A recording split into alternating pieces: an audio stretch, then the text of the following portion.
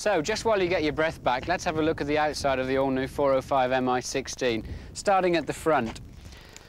A nice low air dam here where they've changed the airflow through the engine compartment and underneath the car for better aerodynamics, complete with integral fog lamps as on the GTX and the GT-DT.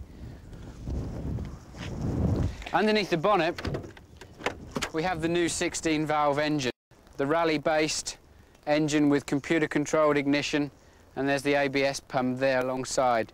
Very accessible, nicely laid out. So, clearly an aggressive package from front to rear bumper. Let's take a look down the side. Sport-style 5-spoke alloy wheels, 60 series tyres. Deep rubbing strips with bright work, and the aerodynamic package continues here down the side with skirts, which helps crosswind stability enormously. Let's have a look at the back. 16-valve identification and pinstripes, MI16 identification here on the back. Very important aerodynamic package here.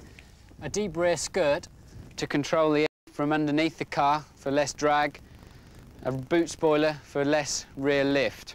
So to sum up the MI16, we've got the basic good looks of the 405, but with an aggressive performance package added on, but it still looks very subtle and very classy.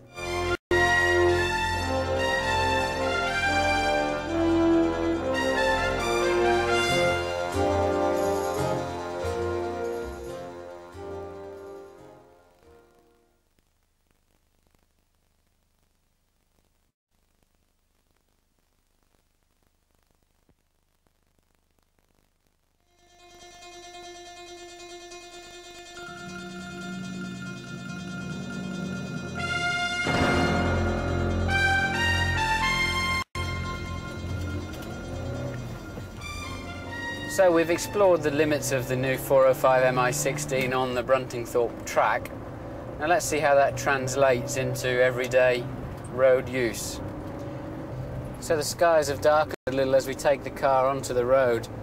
I think this car is going to appeal very much to the businessman who's also a keen driver, with the sporting image of the car added to the luxury factor, the electric windows, electric sunshine roof, air conditioning option, leather option, thermostat controlled heating. There's quite a long list of specification available on the car, and I think that will appeal very much to the guy who's got to cover long distances but doesn't want a mundane family car to do it in. I like it that there's no secondary action from the suspension. The damping is very nicely tuned. You turn in, the car will soak up the bumps, but there's no sort of reaction that keeps the car moving away. Once it's absorbed a bump or absorbed your input to turn, that's it, it's done it, that manoeuvre's finished and it's ready for the next one immediately. I think the 16-valve engines are now showing that turbocharging is not necessary for good performance, and it's a lot less fuss, no turbo lag to worry about. Reliability factor must be better. Just a very free breathing cylinder head that gives you the horsepower and the flexibility without putting up with the strange little quirks of turbocharged engines. Let's see what the acceleration is like now.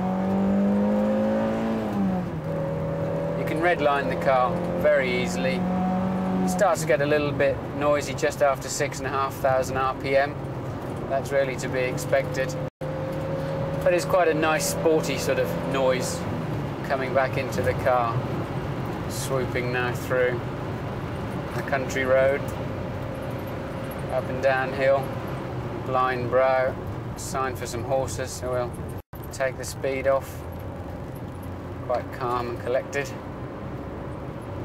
Doesn't appear to be any horses around today, so we'll drop down a gear. So easy to do on that gearbox. Terrific turn in there. This is quite a good road to test the car on. This is typical of the hazards of country motoring where the ABS comes in useful.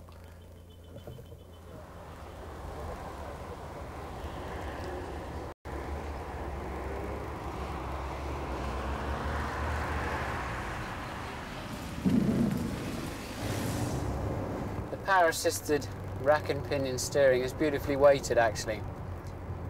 Obviously synchronised with the tyre sizes, etc, etc. And at slow speed like this, coming up to a junction, the steering is very, very light, which is as you need. But as soon as you build up speed, you get more feel back into the car. I suspect they've got quite a lot of camber and caster on the front, because you feel no pulling and no scrabbling pulling away from a T-junction like this, which is very impressive. That's always been a problem with a front-wheel drive car, and now they're transmitting up to 160 horsepower through the front wheels. They've obviously cured that problem completely. Really was the reason holding back high-performance front-wheel drive cars, was that transmitting that and not getting too much feedback through the steering wheel. But with a separate input shaft, as they now use in this system, to the equal length front drive shafts, clearly that's been eliminated. So this 405 MI16 has got an awful lot to live up to. It all started, of course, with the 205 GTI, performance model in that range, followed closely by the 309 GTI. They're all fully established in their classes. They're well known for free revving, very willing engines, and a nice, well-balanced chassis, and a lot of fun to drive. I think Peugeot have achieved their target here and made a further still upmarket version of that in this 405. It's tremendous fun to drive, has that tenacious turn in that we talked about on the racetrack and on the road, and I'm sure it's going to be a huge success. So, I'm sure you're all really dying to get your hands on this car now. It's another winner for Peugeot, and I'm sure it's going to be a huge success.